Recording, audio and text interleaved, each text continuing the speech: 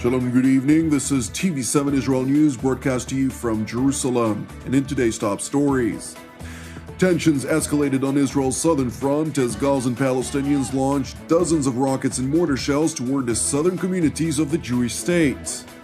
Israel conducts wide-scale retaliatory bombardments of Palestinian Islamic Jihad installations in both the Gaza Strip and an area outside of Damascus, Syria. Israeli authorities are seemingly making every effort to quell fears of a potential local outbreak of the coronavirus, also known as COVID-19, after a group of South Korean pilgrims that toured the land were found to be carrying the deadly virus.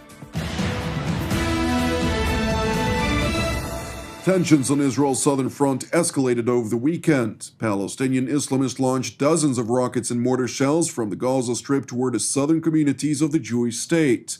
Rocket alert sirens sounded in numerous towns and cities, including Ashkelon and Sderot, forcing about 200,000 Israelis to rush into bomb shelters within the Home Front Command's instructed 15 to 30 seconds time frame, respective of the community's distance from the jihadist-controlled territory. Medical teams reportedly transferred a pregnant lady in her 7th month to hospital after she fell while running to a bomb shelter. Thankfully, it was confirmed that no harm was caused to the unborn child. Furthermore, several people were treated for shock. Meanwhile, the Iranian proxy in Gaza, Palestinian Islamic Jihad, claimed responsibility for the indiscriminate rocket fire. The Islamist group highlighted an incident yesterday morning in which 2 of its operatives attempted to plant an improvised explosive device next to the security barrier with Israel, drawing deadly fire from Israeli forces. Following the incident, the IDF refused to return their bodies, effectively implementing a new directive from Jerusalem. Unless the bodies of 3 IDF soldiers that remain in the custody of the Islamist organizations in Gaza are returned, Israel will henceforth refuse to return bodies of jihadist operatives. The measure infuriated the Palestinian Islamic Jihad. In a published video that purported to show barrages of rockets fired in Israel's direction, the terrorist organization vowed to retaliate to what it described to be Zionist crimes against the Palestinian people. In a retaliatory response to the Palestinian aggression toward the Jewish state, the IDF launched a wide-scale bombardment against Islamic Jihad targets in both the Gaza Strip and Syria. According to the IDF spokesperson's unit, the multi-front attack inflicted a devastating blow to dozens of the Iranian-backed organization's militant installations. In Syria, an Islamic Jihad research and development compound located in the Adaliya region, outside of Damascus, was targeted. The Israeli military revealed that the compound was being used for the purpose of developing weapons and rocket fuel, among others, that are later smuggled into Gaza. Separately, Israeli fighter aircraft targeted numerous installations belonging to the Palestinian Islamic Jihad across the Hamas-controlled Gaza Strip. In addition to the destruction of militant installations, the Israeli Air Force targeted several of the jihadist terror cells that were preparing to launch rockets toward Israel. Direct hits were indeed confirmed. In light of the escalation, the IDF Home Front Command instructed Israel's southern communities to keep schools closed throughout the day. It also barred people from congregating in open areas and limited events of more than 300 people. It is important to note that the Palestinian rocket fire toward Israel is still ongoing at this moment, and Israeli retaliatory strikes against the Islamic Jihad were reported throughout the day. Since the start of the escalation, more than 35 projectiles were fired indiscriminately from the Hamas-controlled Gaza Strip toward Israel, and while no major injuries were reported, damage was caused to public areas, including a children's playground. Turning now to Israel's capital, where a terror attack was averted in Jerusalem's Old City on Saturday when an Arab Islamist attempted to perpetrate a stabbing attack near the Temple Mount. היום סמוך לשעה 11, לוחמי מג"ב ושוטרים של הר הבית הבחינו במחבל שרץ עם סכין שלופה בידו מכיוון מעלה מוטגור לכיוון שער האריות לתוך שער השבטים.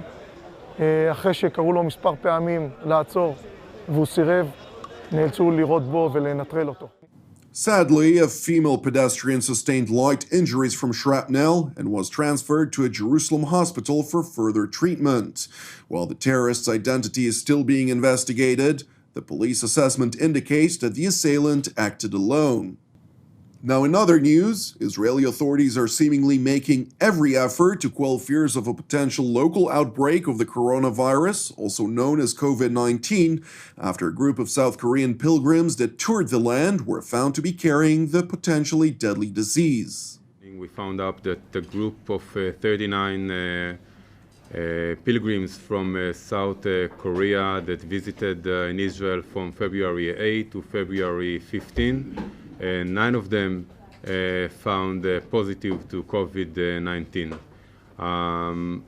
They have probably been in contact with hundreds or even more Israelis during their stay in Israel, and therefore we started an epidemiologic research to find out about their location. The Israeli Health Ministry's Director General confirmed that during the days mentioned, the 9 tourists who tested positive for coronavirus after returning to South Korea visited numerous holy sites, including Jerusalem's Church of the Holy Sepulchre and the Cave of the Patriarchs in the West Bank city of Hebron. In light of the concerning revelation, hundreds of people, including school children, were immediately instructed to remain at home under quarantine. So far, there is not confirmed case in Israel, but we assume that the potential of a confirmed case during the event, since we had the event of the Korean pilgrims, is going up. The chances are going up now. In light of the latest developments pertaining to the coronavirus, Israeli Prime Minister Benjamin Netanyahu held an emergency consultation alongside Israel's top health and public security officials. The Israeli leader revealed that in addition to the countries that were already barred from entering Israel in recent days, which among others include South Korea, a decision was made to bar the entry of non-Israelis flying directly from Australia and Italy. לישראל ממדינות נוספות. היום אנחנו נוסיף את אוסטרליה ואיטליה. בעת הצורך אנחנו נוסיף מדינות אחרות. אמרתי, היערכות יתר עדיפה על היערכות חסר. ישראל נהגה עד היום בצורה יותר מחמירה מכל המדינות, ואנחנו נמשיך לעשות מה שצריך כדי למנוע את ההתפשטות של הנגיף לישראל. While Jerusalem makes every effort to thwart the virus from plaguing the Jewish state, its arch-enemy, the Islamic Republic of Iran, apparently failed to control the spread of the disease. באיראן יש, ואנחנו חושבים שיש הרבה. יכול להיות שיש השלכות לטורקיה. אנחנו גם לזה נבדוק את זה, ואני מניח במשך היום. The growing number of Iranians infected with the coronavirus prompted several countries in the region that maintain ties with the Islamic Republic, including Turkey, to close their borders, forcing Tehran into further isolation.